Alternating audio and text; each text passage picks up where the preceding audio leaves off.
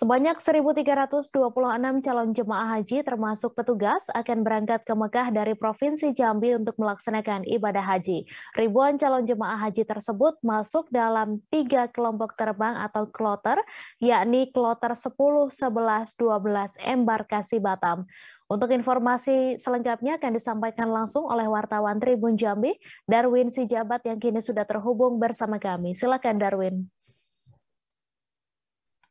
Ya, rekan Mei dan pemirsa Tribun News, bahwa kami sampaikan untuk di Provinsi Jambi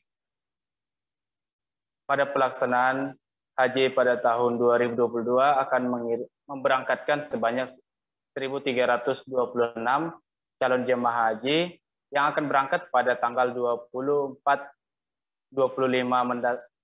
Juni mendatang.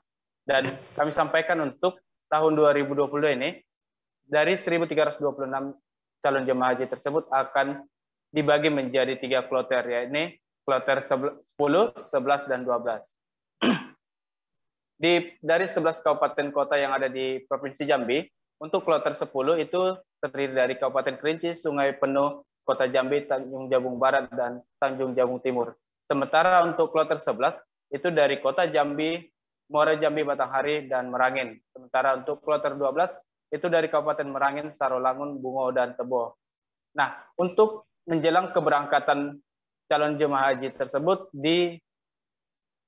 dari informasi yang kami peroleh dari Wahyu tadi, bahwa sejumlah persiapan telah dilakukan baik dari kantor Kementerian Agama Kabupaten Kota yang ada di Provinsi Jambi, yakni berupa manasik haji. Sementara untuk di asrama haji juga telah dilakukan sejumlah persiapan dan pembenahan, diantaranya yakni pembenahan terkait pemondokan para calon jemaah haji tersebut. Di mana untuk saat ini di asrama haji Provinsi Jambi terdapat 90 kamar yang dapat dengan daya tampung sekitar 450 orang. Nah, pembenahan yang dilakukan tersebut berupa pembenahan pemondokan, kemudian merenovasi atau rehabilitasi Ka'bah dan relief yang merupakan miniatur daripada Ka'bah. Nah, nantinya pada pelaksanaannya pada tanggal 20, kami ulangi bahwa jemaah dari setiap kabupaten kota dan dimulai dari kloter 10 akan tiba di asrama haji Provinsi Jambi pada tanggal 24 Juni mendatang.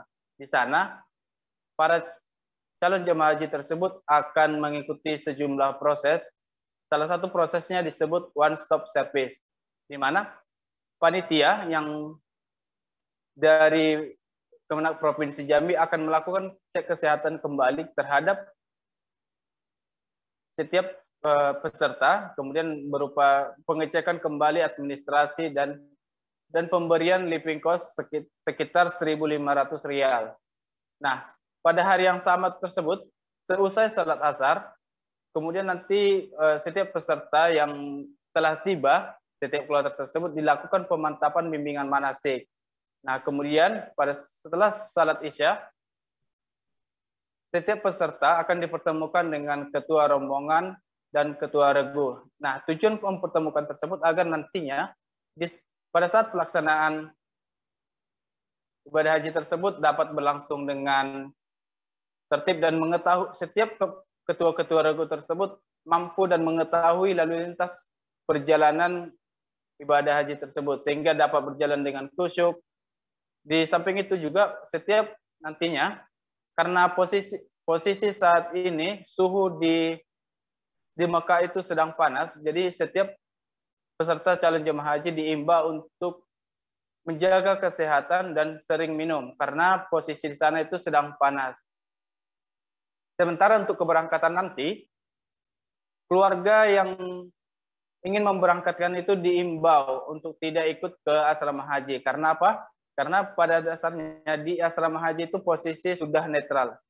Dan karena sudah di sana sudah dilakukan pemeriksaan dan setiap jemaah yang sudah masuk di asrama haji tersebut telah melalui beberapa proses X-ray dan siap sudah berangkat ke tanah suci. Dan untuk diketahui di asrama haji Provinsi Jambi ini terdapat 90 kamar yang mampu menampung sekitar 450 orang. Demikian rekan Medan, pemirsa.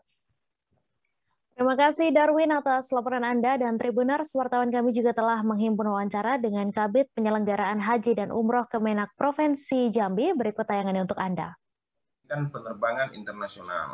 Karena penerbangan internasional, jadi kita dibantu oleh imigrasi, dibantu oleh APSEC, dibantu oleh Bea Cukai. Jadi proses seluruhnya itu di asrama haji. Misal begini, jamaah haji masuk sehari sebelumnya, bagasi mereka, barang mereka sudah melewati X-ray. Kemudian nanti bersama dengan Angkasa Pura dan penerbangan akan disiapkan untuk proses ke pesawat. Kemudian pada hari pelaksanaan juga begitu, boarding mereka di asrama haji.